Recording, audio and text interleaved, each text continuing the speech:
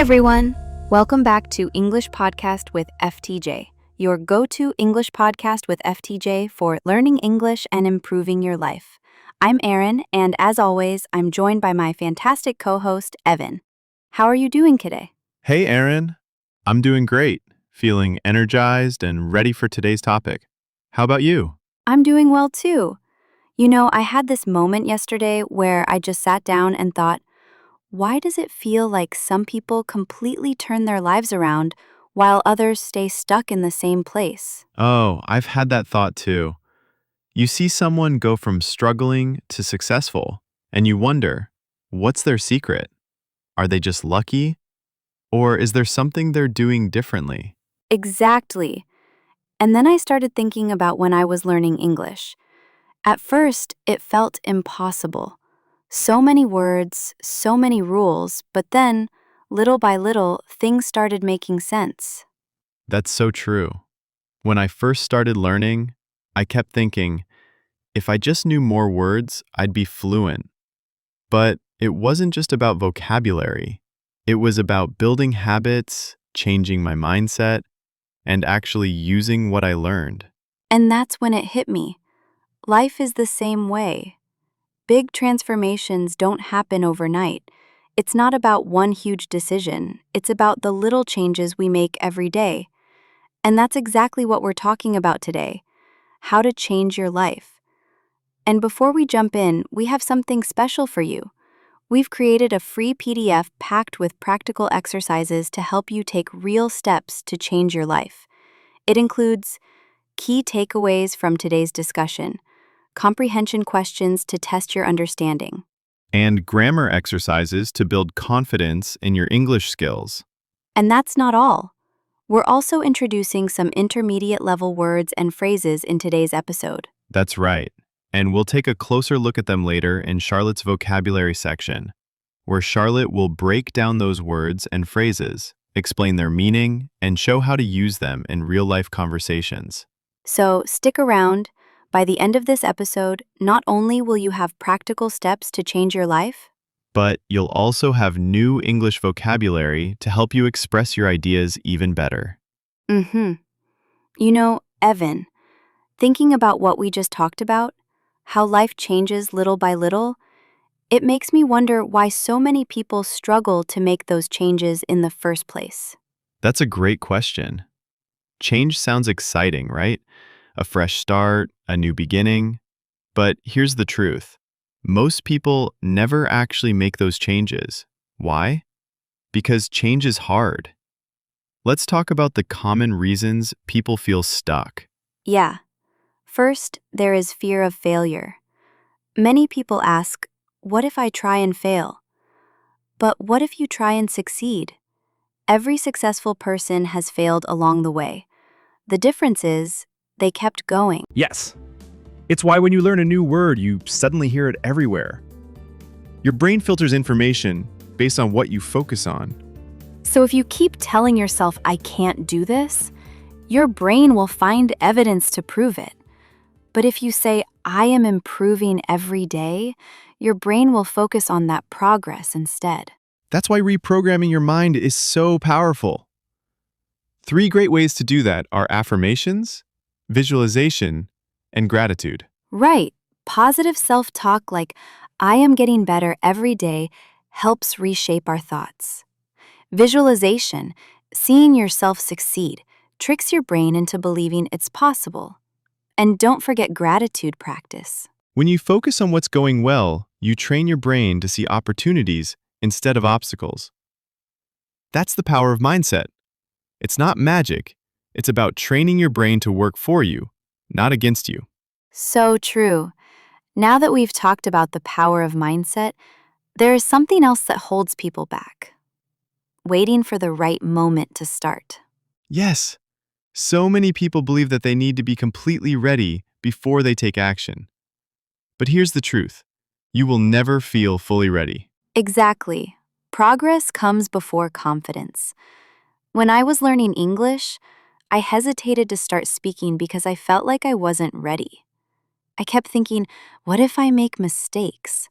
But the more I waited, the harder it became. That's so relatable. But when you finally took that first step, what happened? Well, once I started speaking, I realized that making mistakes was part of the learning process. Each conversation, even with errors, built my confidence. I wasn't perfect, but I was improving. And that's the key. There's a concept I love. Done is better than perfect. Too many people delay action because they want everything to be just right. But in reality, imperfect action is always better than no action. Right. If you wait for perfection, you'll never get started. Whether it's learning English, starting a new habit, or making a big life change, just begin. Small steps will lead to big improvements over time. So here's a quick challenge for you, our listeners. Think of one thing you've been postponing. It could be practicing English, starting a workout routine, or even reaching out to someone for help. And then, just take one small step today. Not tomorrow, not next week, today. Because action leads to momentum, and momentum leads to confidence. That's right. Small, consistent actions over time create massive change. So don't wait for the perfect moment. Make today the day you start. Speaking of taking action, have you ever noticed how much our surroundings shape our habits and decisions? It's not just about what we do, but who and what we surround ourselves with. Exactly. The second reason is lack of direction. Some people know they want a better life, but don't know where to start. They think they need a perfect plan before taking action. And then there's negative self-talk, saying things like, I'll never be good at this, or I'm just not a language person. These thoughts stop progress before it even begins. Finally, one of the biggest traps, waiting for motivation. People say, I'll start when I feel ready. But here's a secret. Motivation comes after action, not before. That reminds me of when I struggled with a personal challenge. I kept waiting for the perfect moment to start, but that moment never came until I just took the first step. And once I did, everything started falling into place. That's a great point. And I remember feeling the same when I was learning English. At first I thought, I'm not good at this. But then I realized the only way to get better was to actually start practicing. Exactly. And that brings us to our key lesson. Understanding what's holding you back is the first step to changing your life. Once you recognize these barriers, you can start working on breaking them down. So, Aaron, now that we understand what holds people back, the next big question is, how do we actually start making those changes? That's where small, daily improvements come in.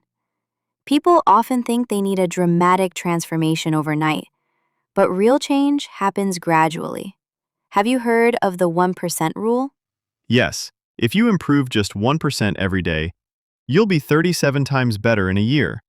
That's because small efforts compound over time, just like interest in a bank account. Exactly. And that ties into the power of habits. James Clear talks about this in Atomic Habits, how habits shape our identity. Small changes may not seem big at first, but they redefine who you are over time. Right, like reading just 10 minutes a day, practicing English for 5 minutes daily, or even replacing negative thoughts with positive affirmations. And I love real-life examples. I know someone who became fluent in English just by listening to podcasts every day. They didn't start with an intense study plan, just consistent small steps. That's so inspiring. The takeaway here is, small, consistent actions lead to big results over time. So, if you're listening and wondering where to start, just pick one small habit today. Exactly. And you know, Evan, while taking action is important, there's something even more fundamental.